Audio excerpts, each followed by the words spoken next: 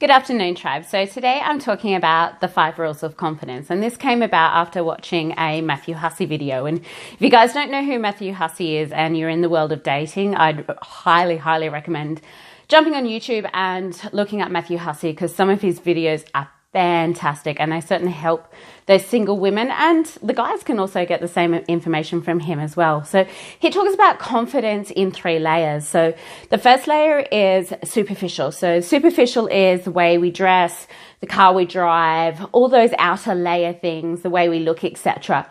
Then the next layer down from confidence and having really strong confidence comes from your lifestyle. So for me, my lifestyle gives me a lot of confidence. It's the fact that I do what I love for a living, and I also get to, on a daily basis, live out my dream of being an elite level international powerlifter. And then there's that third layer, which is your core, and that's core confidence. Where does core confidence come from? And that's where all my questions started to come from. Well, first of all, he talks about this superficial layer, which is that external. Then he talks about lifestyle, which to me, I could relate that to my life. But then why do I have confidence at a core level? And that's what prompted this video for you today. So I've come up with the 5 rules as to why I have the confidence I have. And first of all, it's knowing what your values are and living according to your values. So happiness in life is achieved through 2 things: growth as a human being and living congruently with your values. So knowing your values enables you to be able to trust yourself and back yourself in everything you do. An example for me, and just because I was talking about Matthew Hussey, was dating. There was a guy I went out on a date with, and he really liked to hunt. Now, one of my core values is animal rights, and I would never be able to hurt an animal. Help me if I was ever having to kill my own food, because I would just die. But the point being is my value is not hurting animals, and he, for funsy, would go out and shoot animals, and like that wasn't congruent with my values. So I was able to back myself and trust my gut instinct that this guy wasn't the guy for me. So they're just an example of when you're very clear about your values, you know what you'll stand for, and you can trust yourself in your judgments and trust yourself in your decisions. The next step from there, and this comes up a lot in my coaching, is there's no such thing as failure, only feedback and learning. And how this applies to my clients that binge eat is I ask them, okay, we're okay.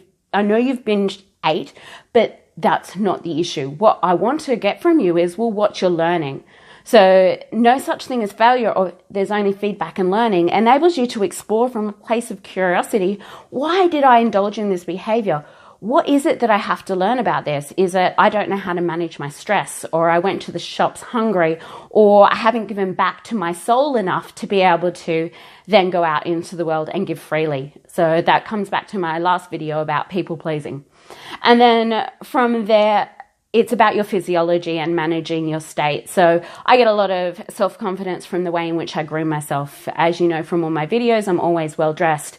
But not only is it a presentation thing, but it also is about managing my state. When I put on a pair of heels and a skirt, that changes my physiology. So even just brushing your hair and doing your makeup before you leave the house, that changes your physiology. It changes the way in which you present yourself to the world. And then from that space comes that confidence. I don't know if you've all been to the hairdresser, had a brand new haircut, and you feel on top of the world and you're so confident, just because that simple self-grooming has changed your physiology. From there, also one of the parts of being a tribe member is to be able to give back, and I do charity boot camps. That's my way of giving back. I also give back to the church.